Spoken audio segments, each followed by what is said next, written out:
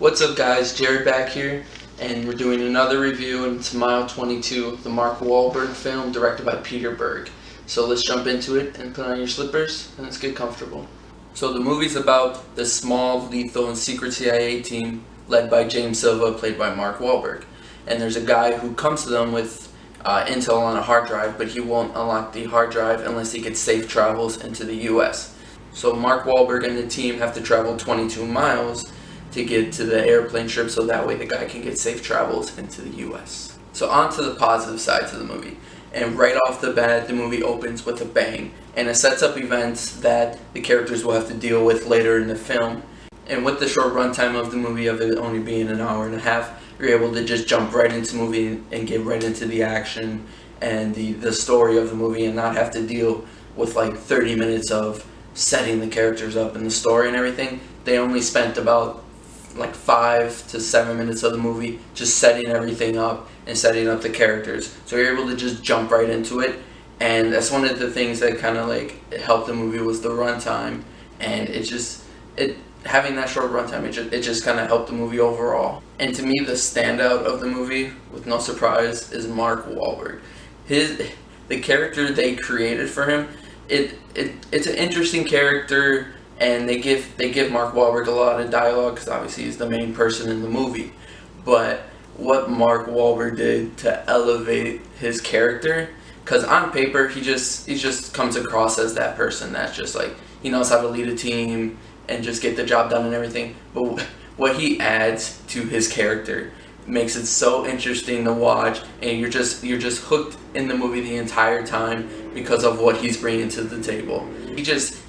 He just draws you in, and you're just so hooked into the movie. And I'm not sure that not a lot of actors can do that, and how he's able to just bring you in and lock you in through the entire movie. It improves the movie and makes the movie overall experience better. One thing I enjoyed about this movie as well, that was a standout, was the script of the movie and the story. While the story isn't very complicated, it's just a simple story. It doesn't have a whole lot of substance to it. It's still very, the plot of the movie, it's entertaining, especially when they actually have to travel those 22 miles to bring that guy to safety. It's just a whole bunch of just like crazy shit that's happening throughout their whole entire drive, and you're there along with the ride, just like holy shit. It's very interesting, and it draws you in. And the script of the movie is very good. The dialogue that the characters are giving, it fits their character very well, and it elevates the movie with the script that they are given. And it also helps the performances that the actors are giving, helps elevate the script even more, which is very good. One thing I really enjoyed about the movie was the action scenes. Not only just like the gun, the shootouts that's going on throughout the movie, and also the hand-to-hand combat scenes that they have during the movie is amazing. Especially when you have the person from The Raid, the star of the movie The Raid, which is a Japanese action movie.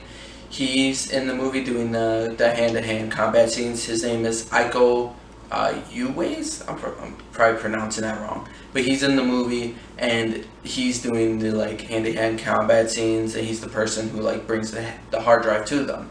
And they're really amazing because what this guy is able to do, and how they choreograph these the hand-to-hand action scenes, it feels like I'm watching just like a little small part of the movie The Raid.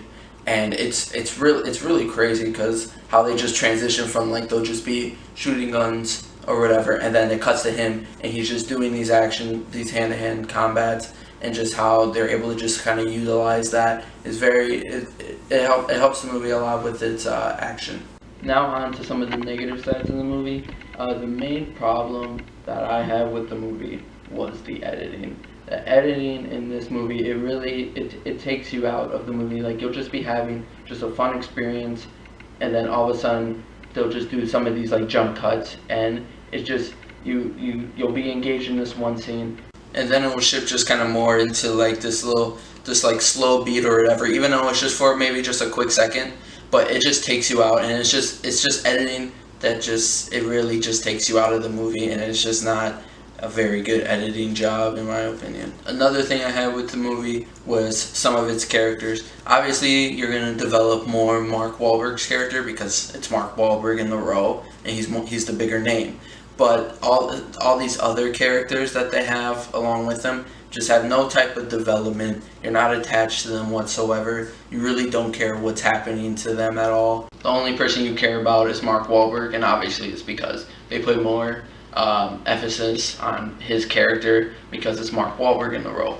It's just like you don't really care to see their character when they're with Mark Wahlberg's character because they're just so, it feels they're so kind of like unimportant, and they just like they don't matter because of they weren't developed very well. So that was another problem I had with the movie. So overall, this is a very fun, just kind of dumb action movie with a great performance from Mark Wahlberg and great action, not only with just the gun shootouts, but also just the hand-to-hand combats that they have in the movie. The script is well written as far as its dialogues go, and even though the movie doesn't have a whole lot of substance as far as its plot go, it's just a simple, basic plot. They just have to go from here to there.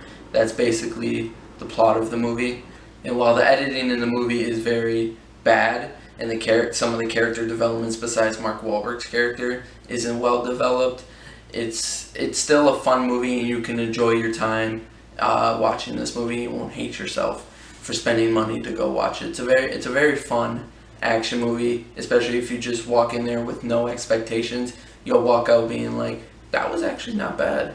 I would give Mile 22 a 3.2 out of 5. Fun action movie and great performance by Mark Wahlberg, really bringing the dialogue and his character to life. So that was my review on Mile 22, starring Mark Wahlberg. And you may not know this, but it was directed by Peter Berg, who also did Patriots Day, Deepwater Horizon, and Lone Survivor. But even though they didn't put a whole lot of marketing into the movie, that kind of lowers your expectation. And because of the expectation mine was at when I went and saw it, I really enjoyed myself. And I think you will too if your expectations are very low. So if you like this review, make sure to like, subscribe, share the video around, and also hit the little bell button so that way you'll know when we're posting reviews. The video goes up every Friday, so keep a lookout for that. Stay posted, and have a good one, you guys.